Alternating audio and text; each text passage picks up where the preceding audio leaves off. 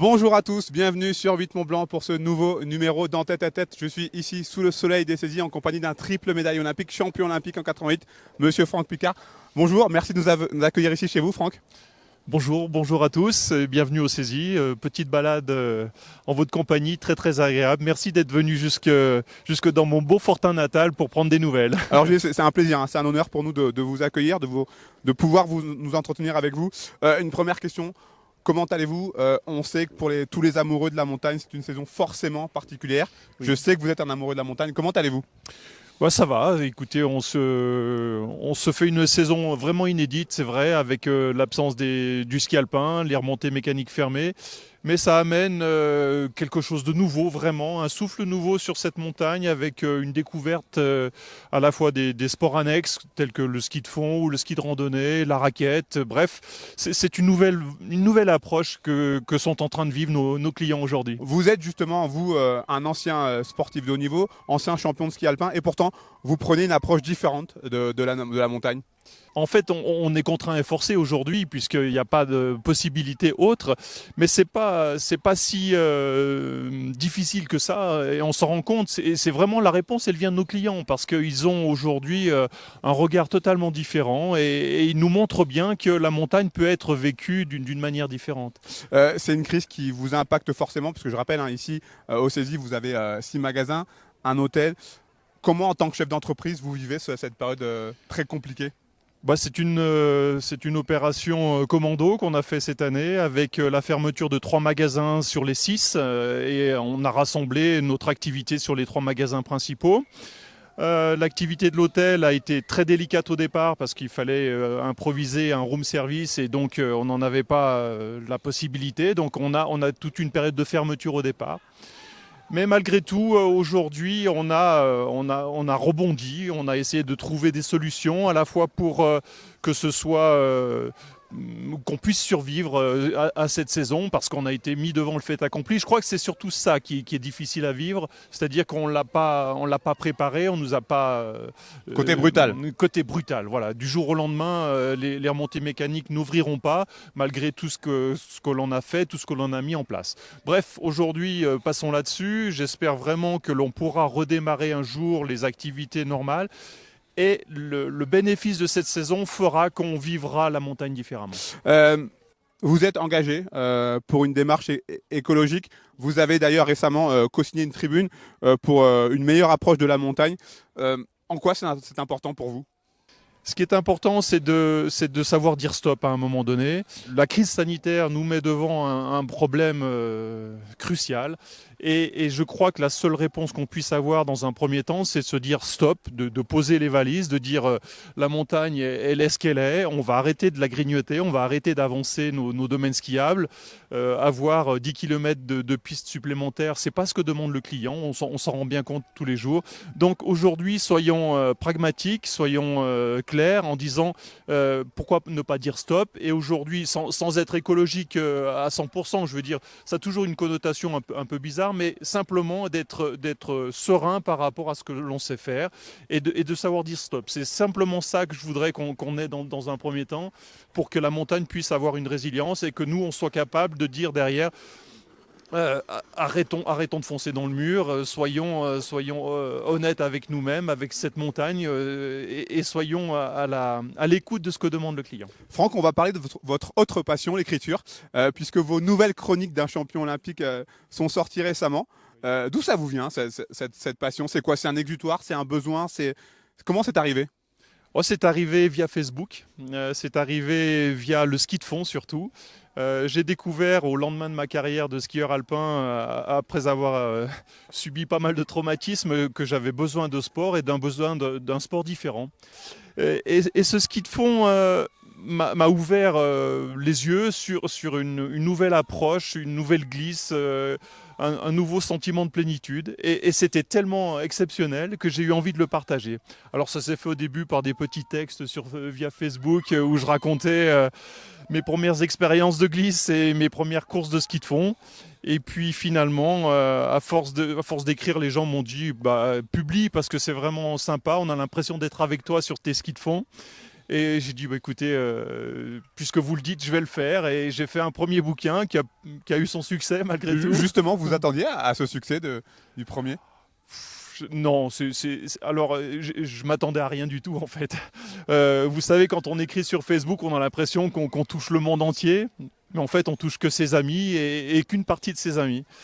Le jour où vous publiez un bouquin, là vous touchez déjà beaucoup plus de monde et surtout des gens qui ne vous connaissent pas. Donc on a très souvent d'agréables surprises et ça a été le cas pour ce premier bouquin. Qu'est-ce qu'on peut trouver, qu'est-ce qu'on va trouver dans ce deuxième opus? Des petites histoires, des petites anecdotes, à la fois des histoires de gamins, parce que j'ai vécu à la montagne des histoires extraordinaires avec ma famille, et puis j'ai encore en mémoire beaucoup de souvenirs là-dessus. Le reste, c'est principalement des histoires de ski de fond, des histoires de vélo. Bref, j'espère pouvoir emmener les gens au travers de ce que j'ai vécu, de mon expérience. Et bien évidemment, on parle de Jeux Olympiques, on parle de Championnats du Monde, on parle de ski alpin, parce que c'est ce qui m'a fait, c'est ce qui m'a construit. Est-ce qu'il y a déjà dans l'idée un troisième en gestation? Oh, c'est peu probable. J'en sais de rien. Aujourd'hui, je vis vraiment au jour le jour par rapport à l'écriture. Par contre, ça risque pas de m'échapper. J'ai un besoin aujourd'hui d'écrire. C'est quelque chose dont j'imaginais pas la possibilité, ne serait-ce qu'il y a encore 3-4 ans. Et pourtant, chaque fois que je rentre chez moi, j'ai un besoin d'écrire. C'est un exutoire, vous l'avez dit. C'est aussi un moment de réflexion, de prendre du recul par rapport à la situation. Et ça me donne souvent des solutions. C'est pas que ce soit très très prolifique, mais en tout cas, c'est des petits mots qui sont capables d'évoquer certaines choses pour moi et qui sont capables de me faire progresser. Pour en revenir à la situation actuelle, on est actuellement en période de vacances. Il y a du monde, ça fait du bien, j'imagine, pour vous, en tant qu'acteur de la station, enfant du pays, de voir que malgré tout, la station est animée, il y a beaucoup de monde. Oui, ça fait de la vie. Il y a de la vie et il y aura encore de la vie. La montagne n'est pas simplement une piste de ski, c'est aussi un espace de vie.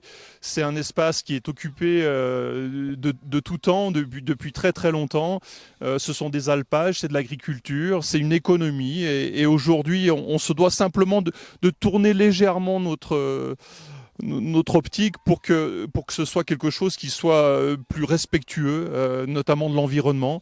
On ne peut pas continuer dans ce sens-là, ou alors on est à côté de la plaque. Et c'est pas vraiment, encore une fois, je me répète, mais c'est le regard des clients qui est important pour moi. C'est le regard des gens qui sont là aujourd'hui, qui sont venus nombreux, malgré l'absence du ski alpin. Donc c'est malgré tout une preuve que la montagne peut être regardée différemment. Vous continuez à suivre le ski alpin de haut niveau? Oui, bien sûr. Quel regard vous portez sur le leader de cette équipe de France, Alexis Pinturo, qui réalise une superbe saison? On rappelle qu'il était en tête du classement de la Coupe du Monde. Il est donc bien parti pour remporter le Gros Globe. Oui. Actuellement, se disputent les championnats du monde à Cortina d'Ampezzo. Quel regard vous portez sur cet athlète?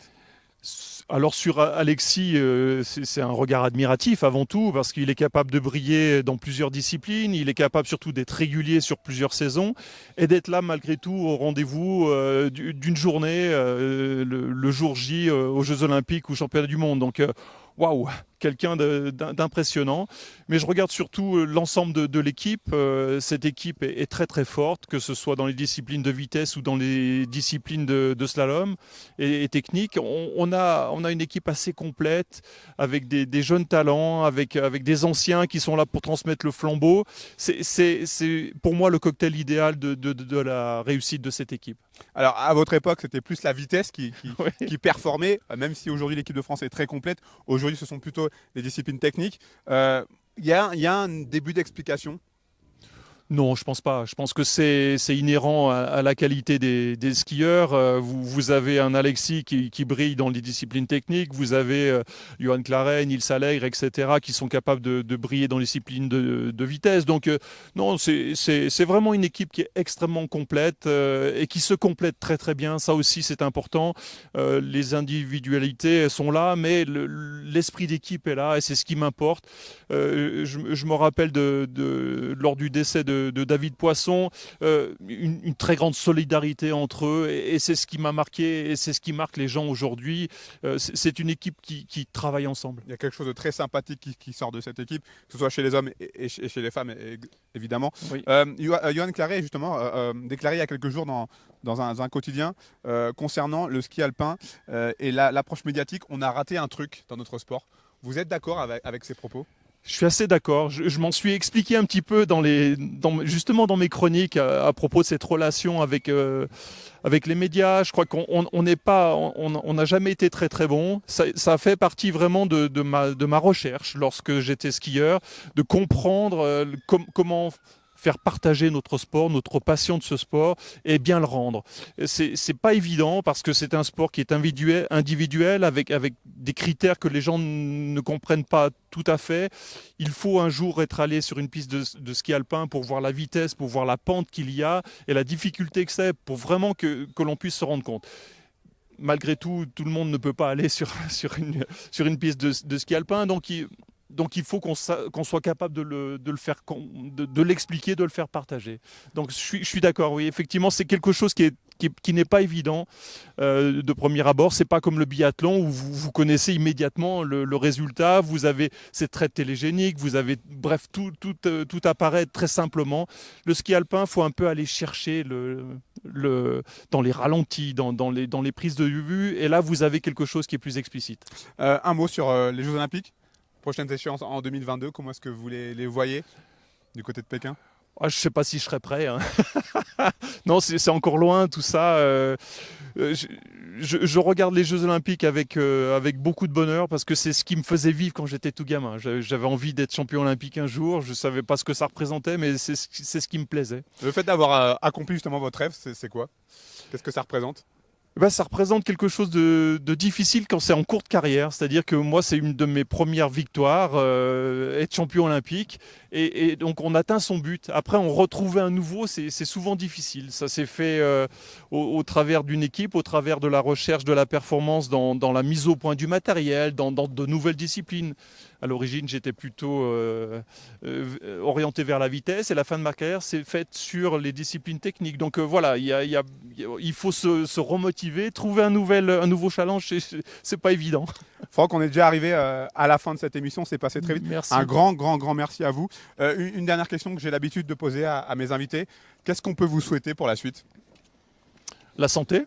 Ouais, je crois que c'est le plus important. Après, tout le reste suivra. C'est quelque chose qui est ultra important. J'ai vécu une carrière de skieur alpin avec pas mal de pépins, comme l'ensemble des skieurs alpins. Et quand aujourd'hui on arrive à marcher correctement et qu'on a la santé, tout va bien. Merci beaucoup Franck, bravo pour tout ce que vous avez fait. Je rappelle, votre nouveau livre, Nouvelle chronique d'un champion olympique. Merci à vous de nous avoir suivis sur 8 Mont Blanc pour ce tête-à-tête. On se retrouve très rapidement et merci énormément à François Pirot derrière la caméra. À bientôt.